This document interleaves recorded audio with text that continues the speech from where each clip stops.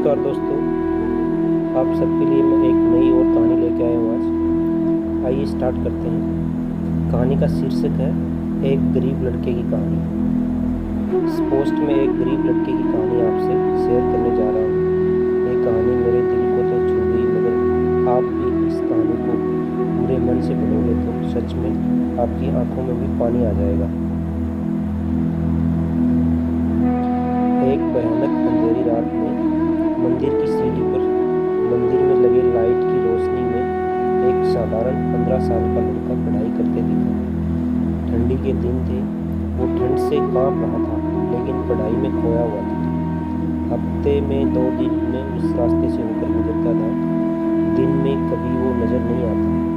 मुझे काफ़ी जिज्ञासा होती थी उसके बारे में जानने की। एक रात खाना खाकर मैं गाड़ी लेकर उसी रास्ते से गुजरने वाला था। सोचा जाते जाते कुछ पार्सल लेकर जाऊंगा उसके लिए।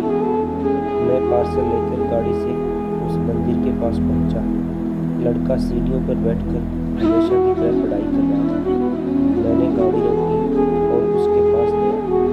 मेरी तरफ जब उसने देखा तो वो मुस्कुरा दिया, जैसे वो मुझे पहले से जानता हो।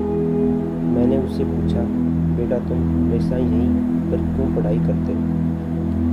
वो बोला, सर मेरे घर में बिजली नहीं आती, मेरी माँ बीमार रहती है और तेल डालकर दिया जलाने लायक मेरी परिस्थिति नहीं है। बस इसलिए मैं यहाँ आकर पढ़ता हूँ। तो मुझे देखकर मुस्कुराए। क्यों? मैंने पूछा। क्योंकि आप भगवान हैं। वो बोला, ऐसा नहीं है। मैंने कहा, नहीं, आप भगवान ही हैं।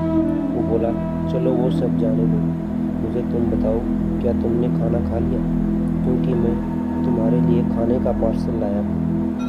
देखा, इसलिए मैं आपको भगवान कह रहा था। आज मुझे बहुत भूख लगी है।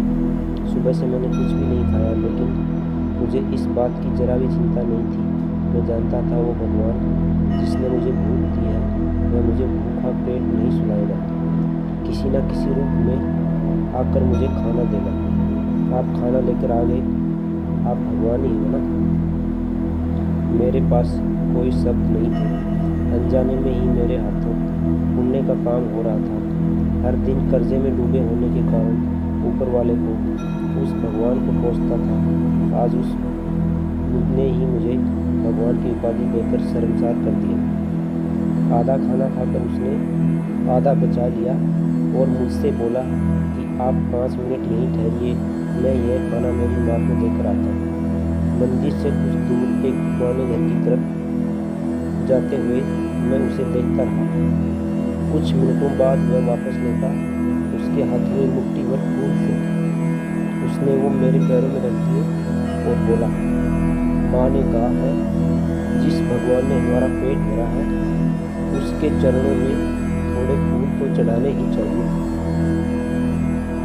मेरी आंखें बंद हो गई और उसने अपने आप आंसू निकल गए।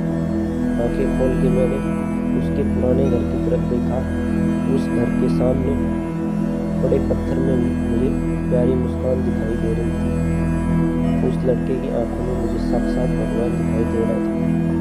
दोस्तों, कहते हैं कि भगवान सबकी मदद करते हैं, बस वह खुद सामने नहीं आते।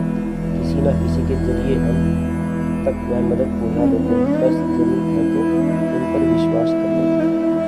दोस्तों, हमारी कहानी यही समाप्त होती है। आशा करता हूँ आप लोगों को अच्छी लगी होगी और आपसे यही रिक्वेस्ट है, चैनल को ज़्यादा से ज़्यादा सब्सक्राइब करें, लाइक करें, शेयर करें। धन्यवाद।